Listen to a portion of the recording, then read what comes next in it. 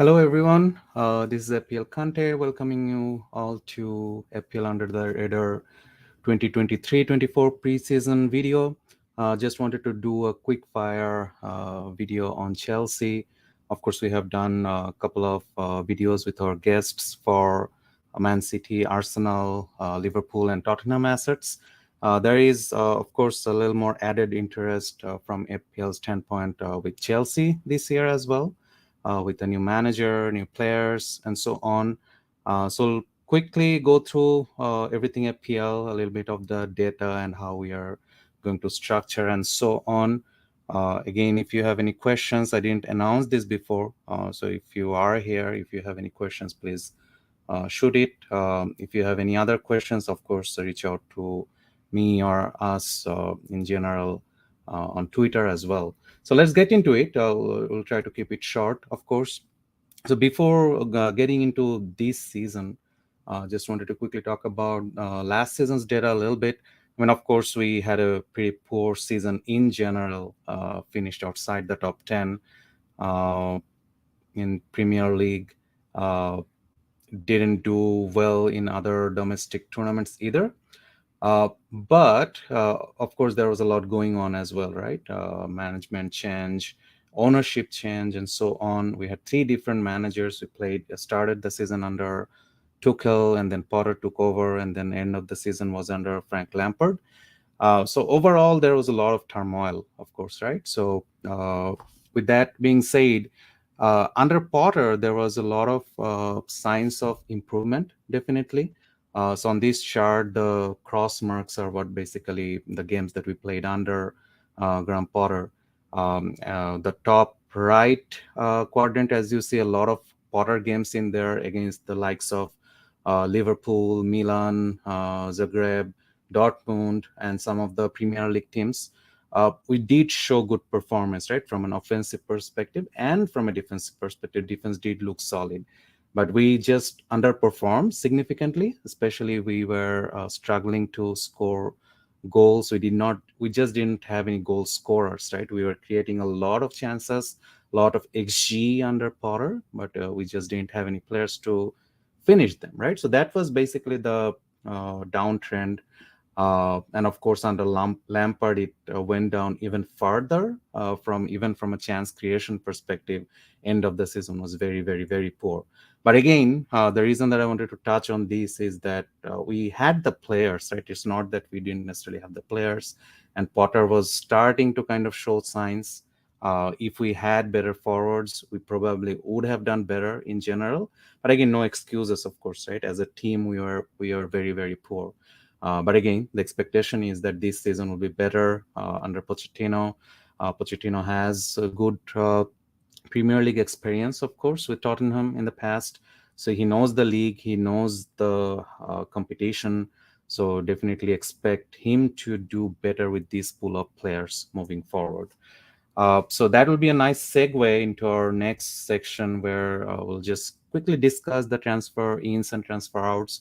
Actually, let me talk about the transfer outs a little bit first. Our whole midfield is gone, right? So we have lost Mason Mount, Kai Havertz, Mateo Kovacic to Premier League teams, actually, right? Mount went to Manchester United, Havertz went to Arsenal, and Kovacic to Man City. We also lost Kante, our longtime hero, midfield hero. We lost Pulisic. We lost Loftus-Cheek as well, who played significant minutes last season. So our whole midfield is gone, right? Gallagher is staying by the looks of it, of course. It was a question mark for some time. But right now, with all the transfers that have happened and with the preseason performance and everything, looks like Gallagher will stay. Ziyech might stay as well. He was going to go to Saudi Arabia, but looks like there are no other suitors for him right now. So he will likely stay as well. We have lost Koulibaly. Again, we didn't necessarily get what we expected from him. But again, he was the veteran, so that's going to be a little bit of miss, of course, from an experience standpoint at the back. We have also lost our second goalkeeper, Mendy, but of course we have bought in Roberto Sanchez as well, which is not in the list. Unfortunately, I forgot to include that, but we have bought our backup goalkeeper. as well. So that's basically the transfer out. So it's going to be a lot of rebuild work, of course, right? With the midfield, especially the center of the team, the heart of the team. So it's going to be some work for Pochettino to make it work like a team again, right?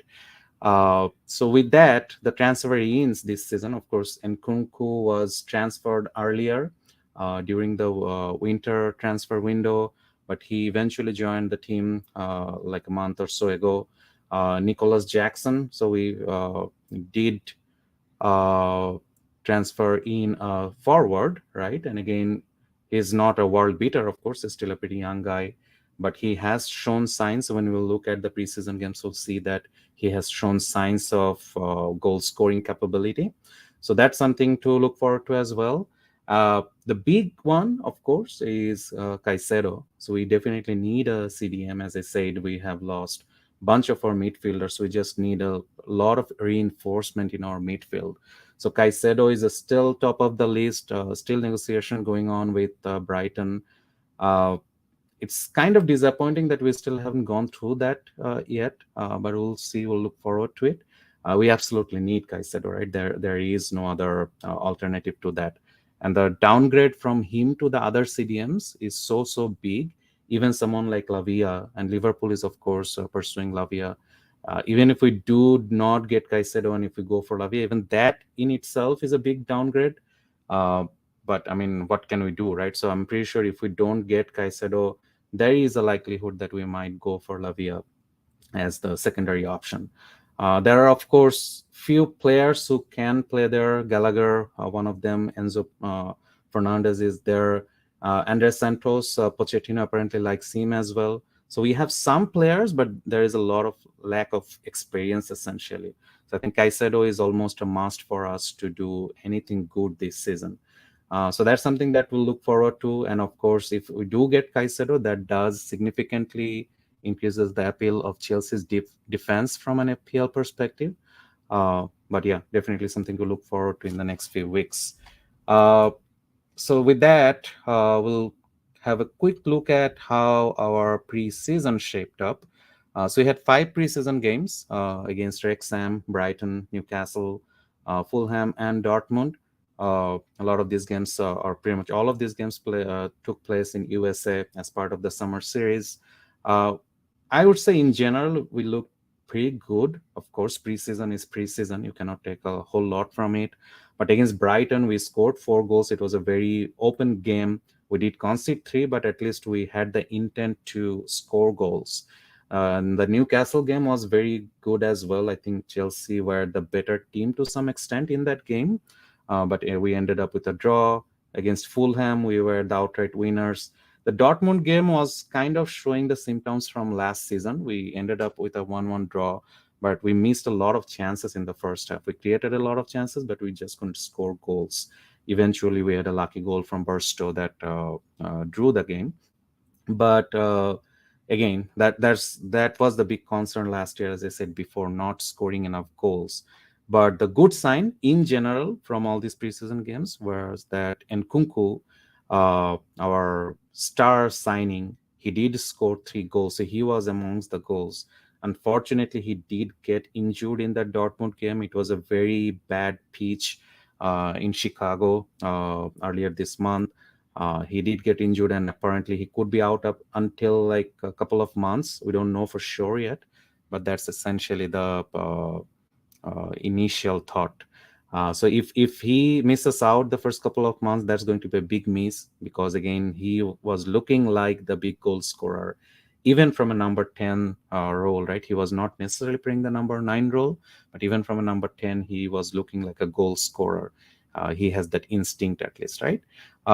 Few other players, of course, Jackson I mentioned before. He also scored a couple of goals.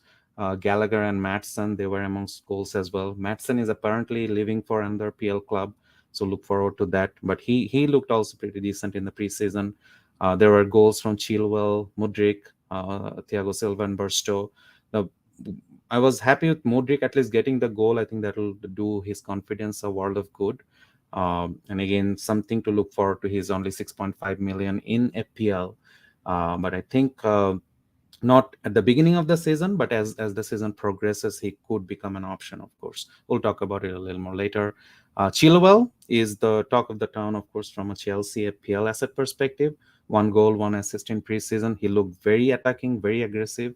Pochettino kind of set up the team in a way that we were attacking from more like a lopsided team, especially from the back. And Chilwell was basically playing like an attacker, right? He was more in the attack than defense, and the right back was basically holding back and forming like a three-man at the back setup. So that is there, and I will again look at some more data and heat maps, etc., to kind of identify whether Chilwell is a good FPL asset for us this season or not. So that was basically our pre-season. So let's move on to the next one. Again, this is a picture from our Dortmund game, and I expect us to set up very similarly in the Liverpool game and in general in the league this year. So I'll just read it out. Basically, Kepa at the goal, Reese, Thiago, Colwill, and Chilwell at back. Again, our first choice wing backs, Reese and Chilwell did start, and I think our first choice center backs in Thiago and Colwill also started. In the central defense, there was Enzo Fernandez and Conor Gallagher. Uh, Gallagher, of course, has played a few different roles in this preseason. He has played in the pivot, he has played in the number 10 role as well. He has also played as number 8. So there are a few things or a few positions that Gallagher can fit in. Uh, Up front, we had Starling, Chukwuemeka in number 10 role, and Nkunku started the game from left, and Nico Jackson up front. Nkunku, of course, got injured after a few minutes, and eventually Mudryk subbed in for him. He played most of the game. But in general, I think I would expect us to start with this team with Mudryk in place for Nkunku, given that he is not fit for game week 1 and the first few game weeks. So this is how we expect us to set up. As I was saying before, as you see on the picture, number 21 is Chilwell. See how far forward he is on the pitch. He was basically playing like the fourth attacker in the team, right? Sometimes even further forward from Chukwuemeka. So that's something to definitely look forward to from a FPL perspective. He's a very lucrative option, and he has shown in the past in the Premier League as well. He has that instinct for scoring goals. He has a very good shooting boot as well. So definitely, likely the best option out of all the Chelsea players. Again, I think couple of changes that may happen. Of course, if Caicedo comes in, I do expect him to fit right in into the center defense. Then Gallagher might play number 10, might play number 8 with Enzo a little far forward. Depends on the structure, depends on the position in some cases. Uh, but that's one change. And then at the center back, if Badiashile is fit, I do expect him to fit in place of Thiago Silva or Colwill once in a while. So there could be a little bit of rotation. Of course, there is not any European competition this season. Don't expect a lot of rotation, but Badiashile is also a good player in himself, and I do expect him to get minutes as well. And Thiago Silva is, of course, uh, old now. He cannot play. I mean, he can still play every game every week, but I do expect once in a while Badia Shila to replace him or Colwill. James, as long as he's fit, is absolutely the first choice. Gusto may take a few minutes from him if he's not fit or if he needs to get subbed on early and so subbed off early and so on. But in general, Reese is going to be absolutely the first choice when he's fit. Same thing goes for Chilwell, right? Kukurea did get a lot of minutes in preseason.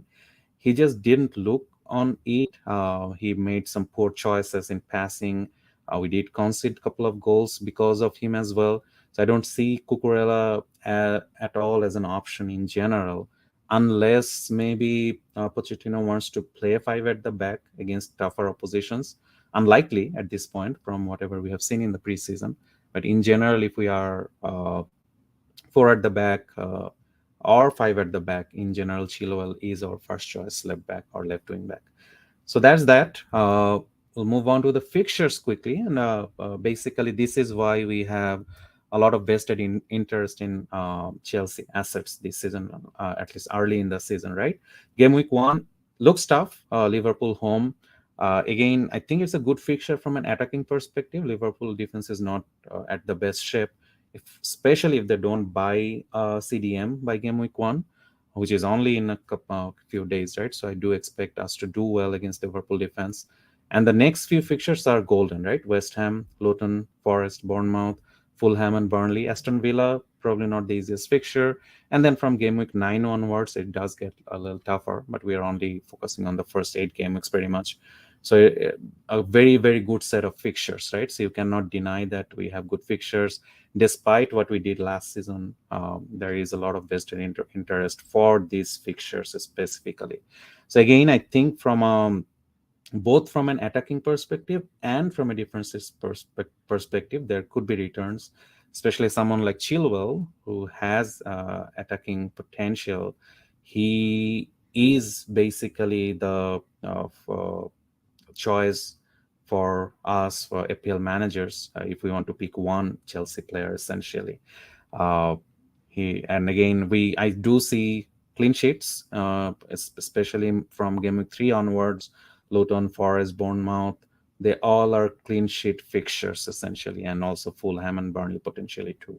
So there are clean sheet potentials, and there are a lot of goals in these games as well. So that's why we are basically at least showing interest in the Chelsea assets to start with, right? So with that, we'll just take a quick look at last season's data. And again, I want to focus on this right side quadrant. On the x-axis, we have the minutes per appearance, and on the y-axis, we have the non-bonus X points. That includes XG, XA, and also the clean sheet potential for defenders and midfielders.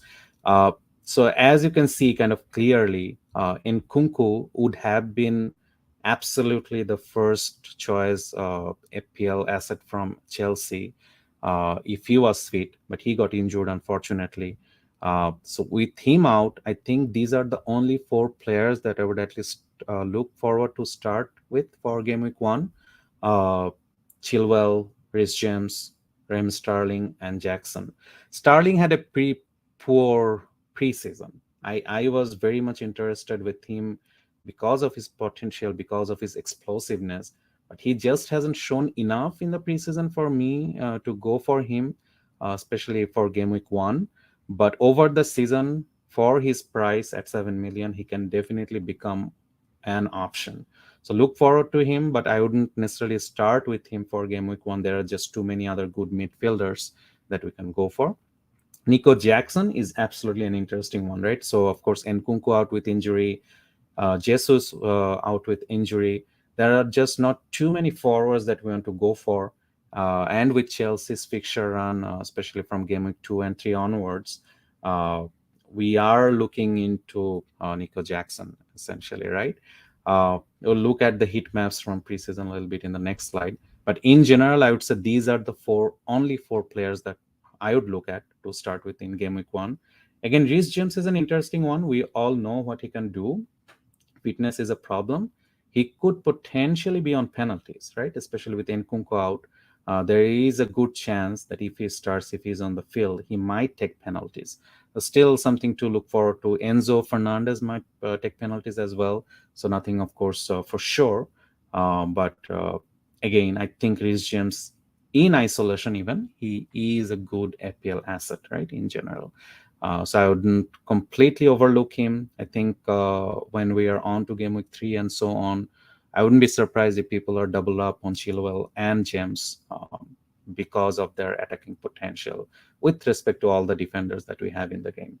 The other 2 potential players, kind of enablers that we have from Chelsea, are Colwill and Chukwuemeka. Both are 4.5. Colwill a 4.5 defender, and Chukwuemeka 4.5 midfielder. Chukwuemeka will potentially play a number role, especially in the absence of Nkunku.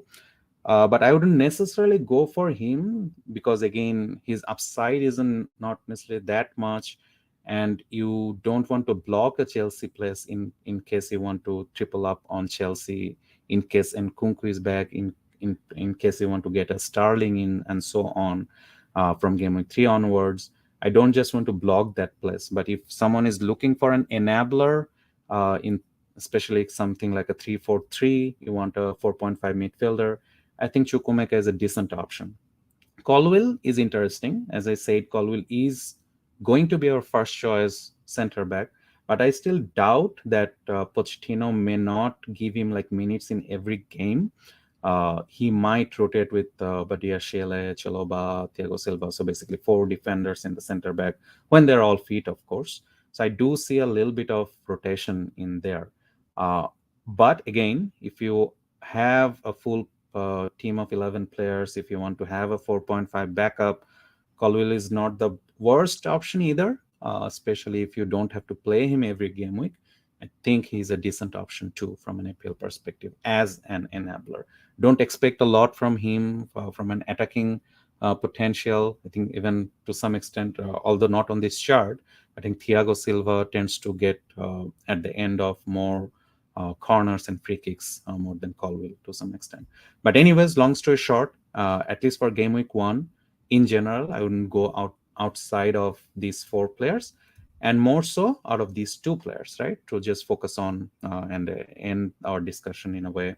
So Ben Chilwell, absolutely my first pick from a Chelsea perspective, from an FPL perspective. Again, if you look at his heat map, he was very, very attacking throughout the preseason, right?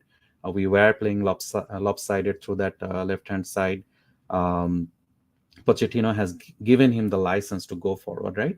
And again, with oppositions and with other team structures, we may see James bombing forward as well, and he's equally, if not better, at going forward with respect to Chilwell, right?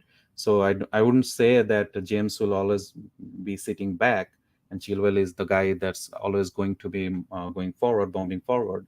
It could be basically game state and so on, but Chilwell in general, in isolation, absolutely looks like a fantastic asset. I am very much on board to start with him because I don't want to book in a transfer because almost for sure I know that in game week 3, by game week 3, I will want him. So that's that.